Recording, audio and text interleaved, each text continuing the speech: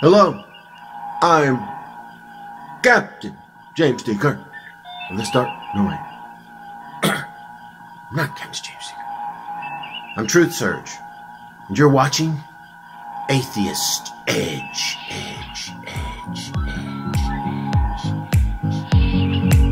Okay, so you and I were talking about Richard Carrier, who's going to be here in about an hour. Meet him in a little while. And one of the big pet topics that Richard Carrier has adopted and written and spoken about a lot is the idea that there was no historical Jesus, that the basis of Christianity not only has a lot of made-up stories, but even the existence of Jesus is one of those made-up stories.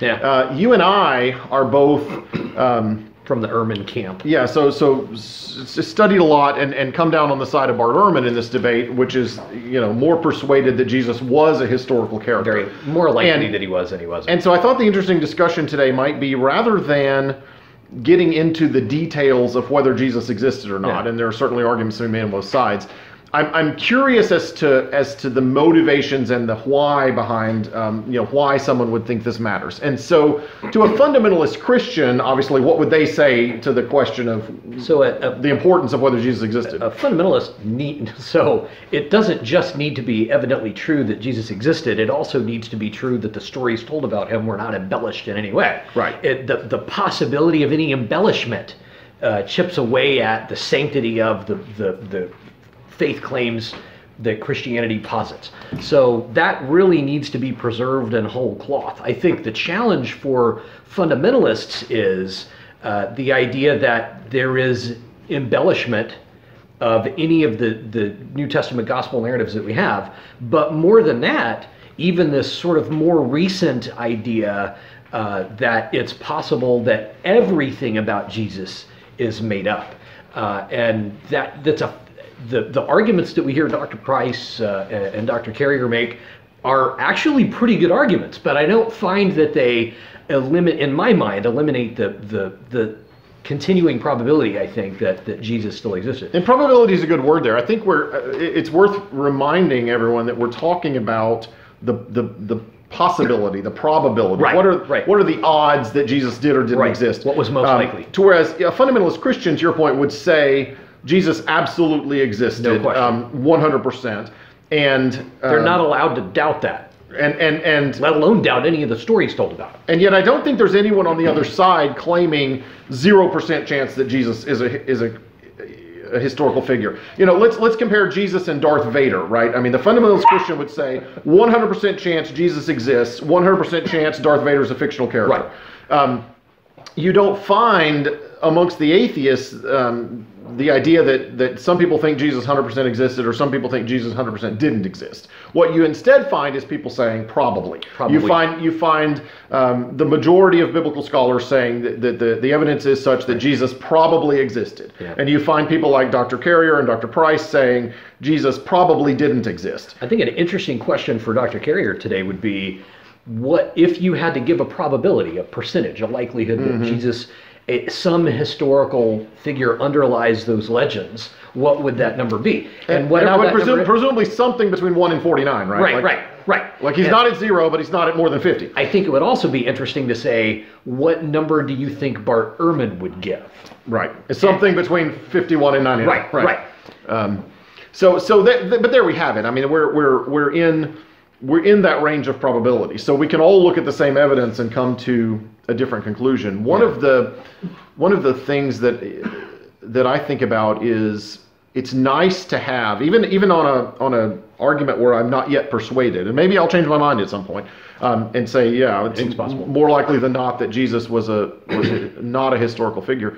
But in an argument like that, it's nice to have genuine scholarship on the other side pushing back, right? It's nice to have a counter position. It's nice to have a counter view. I think in terms of like a courtroom situation, if there's a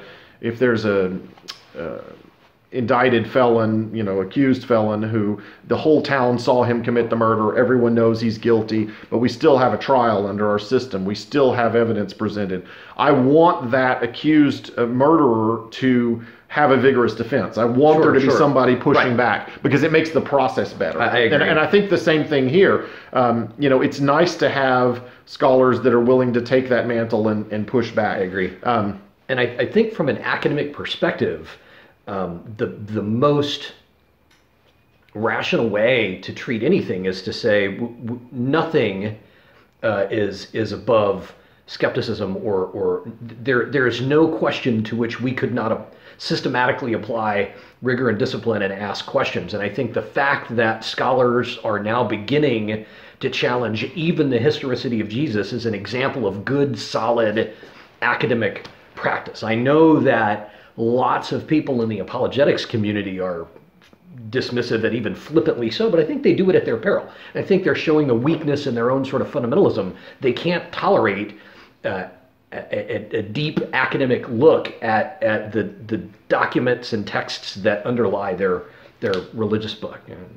They do that at their peril, I think. Well, and one of the things that's interesting is when you think about first century Christian sources and second century Christian sources, we have instances where presumably devout Christians are just willing to flat out lie. Right. I mean, there are books in the New Testament attributed to the Apostle Paul that we know could not have been written by the Apostle Paul, and yet presumably a devout Christian thought that this was a pious lie worth doing, that, hey, I've got these ideas that are going to be good for the church. Right. If I attribute them to Paul, they're going to have a larger audience. Mm-hmm. And so, on the one hand, to think that there was no Jesus at all seems like it would have had to have been a very early and very widespread conspiracy.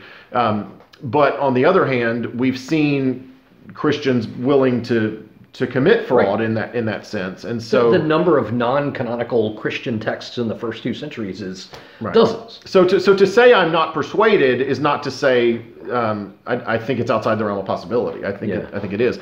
There's also, I think, a situation where you had a community of Jewish apocalyptists in the early first century, and Jesus may have been a real person, but fairly unremarkable. It's possible that Jesus was just another person in the community of John the Baptist, just another wandering preacher, just another. And we know there were others. Apocalyptic Jew looking for a Messiah, and so everything that we think about Jesus Christ, Lord and Savior, risen from the grave, saying all these wise things, working all these miracles, these could all be biographical embellishments to someone who was otherwise a real yet unremarkable person. Right. And that even by the time someone like Paul gets a hold of the story, it's already been embellished. It's already, I don't think that Paul shows any evidence that he believed in a physical bodily resuscitation, but he does believe that Jesus is ascended in some sense now. It's an interesting point, and you and I have this conversation sometimes with Christians and even more directly with Christian apologists.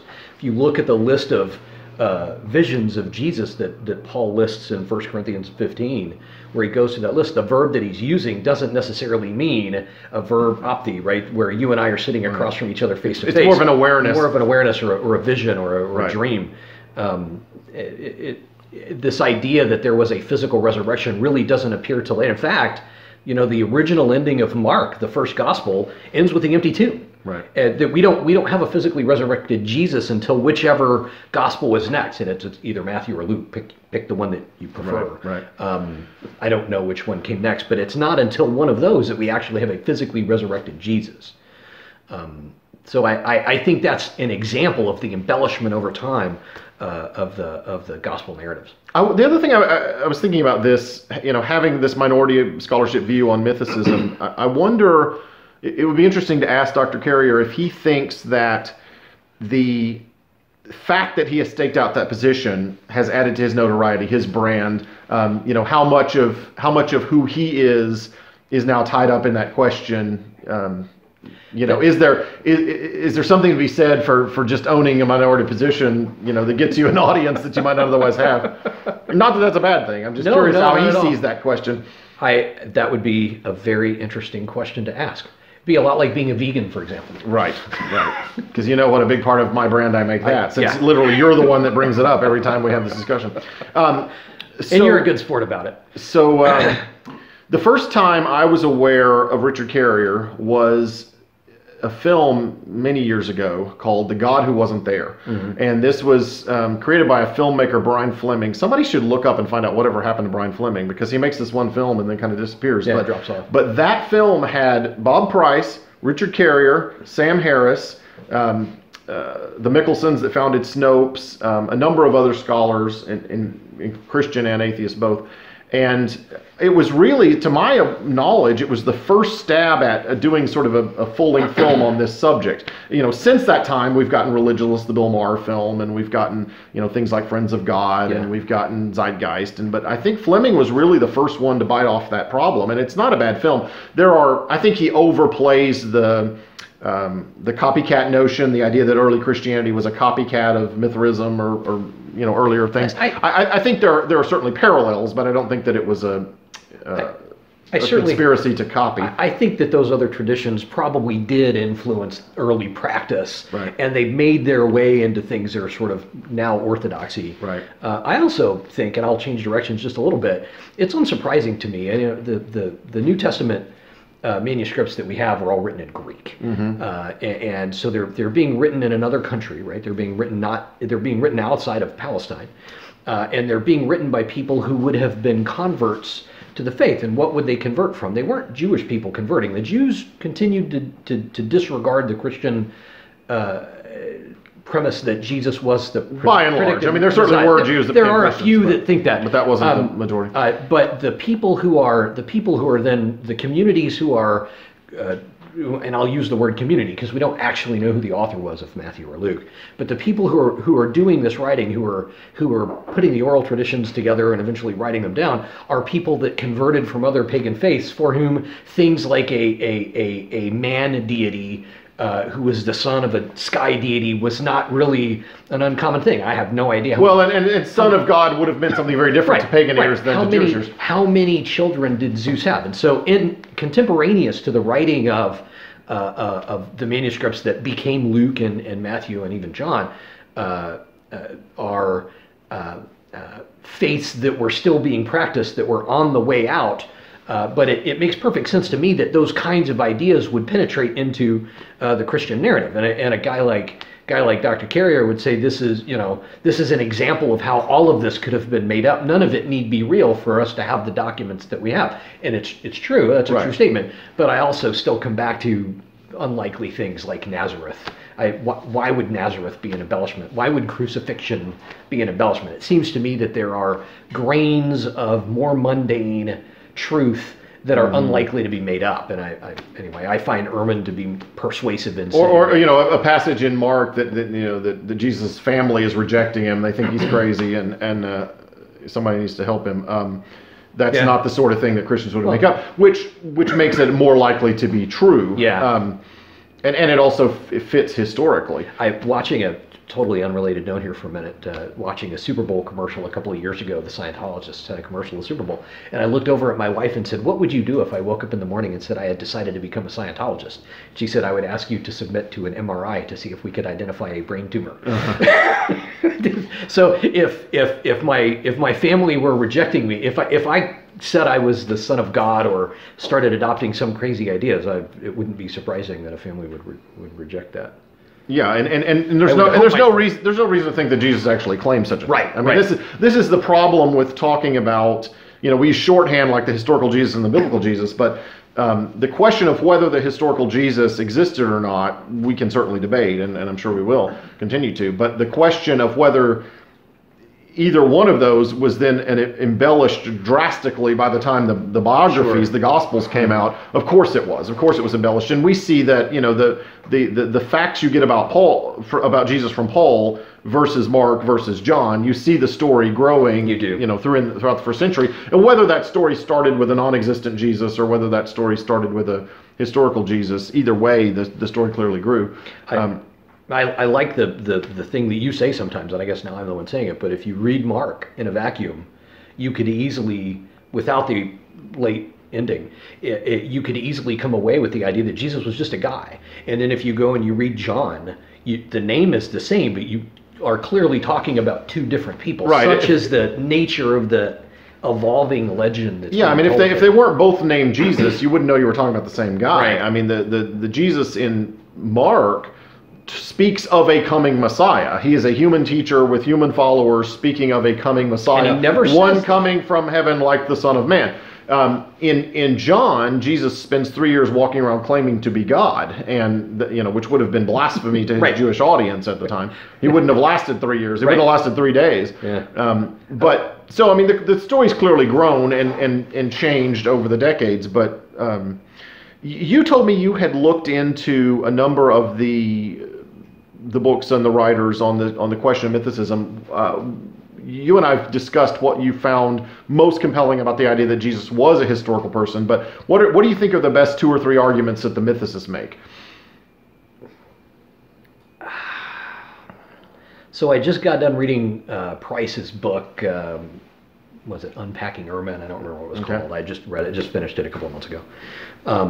And he is very much in step with mainstream academia in discrediting the gospel narratives. I think, I don't know, he spent a lot of time talking about Luke Acts and how Acts reflects very much on the things that Josephus had to say, and that Luke Acts may in fact be a sort of a plagiarized, rewritten version of Josephus. I thought that was a fascinating observation that I'd never come across before, but I didn't see anything there that was knocking the ball out of the park in terms of persuading me to lean more to the mythicist. So this is what is interesting. It'd be interesting to talk to Dr. Carrier later today. I would love for him to. What are the best 3? Because I know that But I think he would say it's more complicated than that. The mythicists probably find an audience that's just crossed their arms and says, "I'm unwilling to look at this. I don't agree with you. Convince me." Right. I'm not in that position. I'm willing to be agnostic on this question. No pun intended. Convince me, and I haven't found what I've heard from that side compelling, but I'm certainly open to the possibility. Yeah. I am more persuaded that Jesus was a historical character. You mentioned the question of dating of Luke Acts, which is a little bit of a tangent, but I'll take that thread. There was a man named Richard Purvo that wrote a couple of books for the Westar Institute on the dating of Acts and the mystery of Acts, and he wasn't saying that Acts was a rewrite of Josephus. That's overstating it, because there's very little of the story of Acts that occurs in Josephus. But he was showing clues of instances where Luke Acts seems to be aware of Josephus. Mm-hmm. And I don't remember off the top of my head what they were, but his argument was certainly Luke had Mark in front of him. He copies from it. Certainly Luke had Q in front of him. But the idea that Luke also had access to Josephus is really only interesting in the sense that it puts the dating of it much later. It dates it into the 90s. And less so for Luke than for Acts. Well, I mean, when was Josephus circulating? It would have been this would put Luke into the 2nd century. When was the Jewish War? When did he? I want to say that was 97. Okay, so right. So I'm saying if it had time to circulate at this point, then we're talking early 2nd century for Luke. And so if Acts is that late, one of the things that you and I have talked about with Acts before is Acts seems to be trying to solve a theological problem. Acts is basically taking the community, let's say the community of Paul, that's very much against following the Old Testament law, and the community of, let's say Peter, for lack of a better word, that's that Jewish remnant that had known Jesus.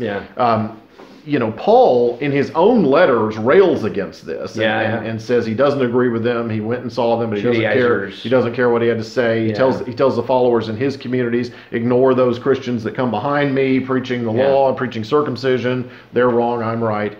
And so if that's Paul's position, and that was the tenor of the internal argument in the early 1st century, by the time Acts is written, decades and decades later, the church is clearly, Paul's view has won, right? And they've made a clean break from Judaism at this point.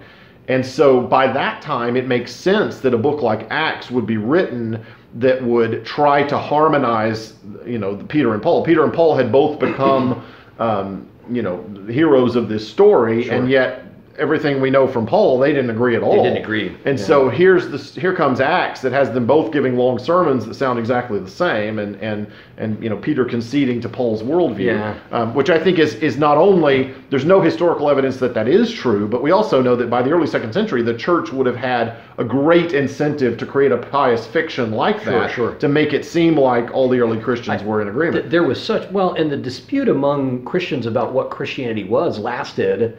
This is the reason that Constantine called for the Council of Nicaea. Now we're in the 4th century. We're about a third of the way through the 4th century when that happens, and certainly a quarter of the way through it. And the reason that has to happen is because Constantine looks around and says, will the real Christianity please stand up? So they had to vote on that. Well, no, and we know certainly other strains existed. There were Gnostics, and there were Marcionites and Ebionites, and principally differences around this view of what do we do with the Old Testament? What do we do with the law? And then I guess the Gnostics took it in a completely different direction, which really had nothing to do with the resurrection of Jesus, had everything to do with the secret knowledge. So on the question of mythicism, let's get back to this. If you insist. If we had a magic 8 ball, an interesting thing to bring to atheist age. If we had a magic 8 ball and we just could ask the one question, was there a historical Jesus? Is this a real person, or did somebody make up this fiction? And the 8 ball told us there was no historical Jesus. Okay, so we can take that question off the table, but we don't know anything else. So here's my thought experiment. If we know that there was no historical Jesus, but we don't know any more about the New Testament and the early church than we know right now. There's no new archaeological find or whatever. We just learned that there's no historical Jesus. What would be your best explanation for the text that we have? And if you had asked me a long time ago, I would have just said something as simple as, well, Paul made it up. And that remains one of the possibilities. But I think there are other possibilities as well. And while you think about that, let me go down the path of maybe Paul made it up, and then you can tell me what the other possibilities are. Obviously, the other possibilities would be someone else made it up. The maybe Paul made it up is a seductive answer at first, because the earliest writings we have are from Paul, right? If Paul had every incentive to make up Jesus. Let me flesh that out for a second. Paul, we see this person who is very much a devout Jew. He's Jewish, and he's enthusiastic about his Judaism. He's a Pharisee. By his own words, he is on fire for Judaism. Then Paul is also relatively educated, Greek-speaking, reading and writing Greek, maybe a Roman citizen, though that's probably legendary. But certainly someone who is cosmopolitan enough, certainly more than what we would think of Jesus. Certainly, we know from his writing that he was schooled, he was literate. He's traveled. He knows. he continues to travel. He's literate. He rubs shoulders with the Gentiles in a way that the community in Palestine largely didn't. Would not. Okay. So Paul is this man of the world, and he's got these two worlds in his head, right? He's got his Judaism, but he's also got all these Gentile friends. So what would Paul want to do? Paul would want to convert his Gentile neighbors to Judaism. Okay, so if you are a Jew in the 1st century that wants to convert Gentiles to Judaism, what are the biggest obstacles? Foreskins. Circumcision. Right. They thought that was weird. Sabbath. They thought the Jews were lazy. Everybody worked 7 days a week back then. Kosher. They thought that was crazy. We're going to eat everything. And so these weird holy days, and the fact that you won't do incense to the other gods, whatever. So Judaism had these problems, these marketing problems, right? So let's say circumcision, Sabbath, and kosher were big marketing problems for a Jew trying to convert to Gentiles. So what would Paul need? Paul would need a reason. He would need an excuse. Paul would need an excuse to say the law's done away with. So now you can worship the God of the Jews without these 3 big hurdles. And so if Paul was going to invent a reason, the idea that Jesus had died for our sins and taken away the need to be saved by obedience to the law, which had always been the Jewish approach, and he can bring in this idea of resurrection or afterlife, which is a big ticket item that even Judaism hadn't historically offered. If Paul was a little bit crazy, which is possible, if Paul had, so let's run with this idea that Paul invented Jesus. If Paul invented Jesus, he could have done it by saying, hey, I had this visionary experience of Jesus. He appeared before me. He told me the whole story. He could have actually had a vision. But Jesus didn't. But he didn't invent a Jesus that was first revealing himself to Paul. He invented a Jesus that had previously had this whole life in Palestine and revealed himself to these other people, and then crucified by the Romans, resurrected, and then revealed himself to Paul. Sure. So if Paul made up the whole story, why would he said it 20 years earlier? I don't know. Atheist Edge. Walking the edge of what some consider offensive. But your feelings don't matter here. Only facts. Oh, he's full grown. Yeah. Oh, he's so cute. I love dogs. But not for lunch. Edgy commentary on the dangers of doctrine, the foibles of faith, the bullshit of belief, the stupidity of superstition, and the idiocy of indoctrination. Isn't there something about honoring God with your words or something? Okay. Something. Look that up. So there's probably a more general prohibition on So vulgar it's speech. taking the Lord's name in vain. No, I know that, but Yeah. there's probably more vulgar speech, you know. Yeah. I would say that blasphemy is a victimless crime, however. Right, of course. With razor-sharp wit, curiosity, and critical thought, we take an unblinking look at today's religions. We are Atheist Edge.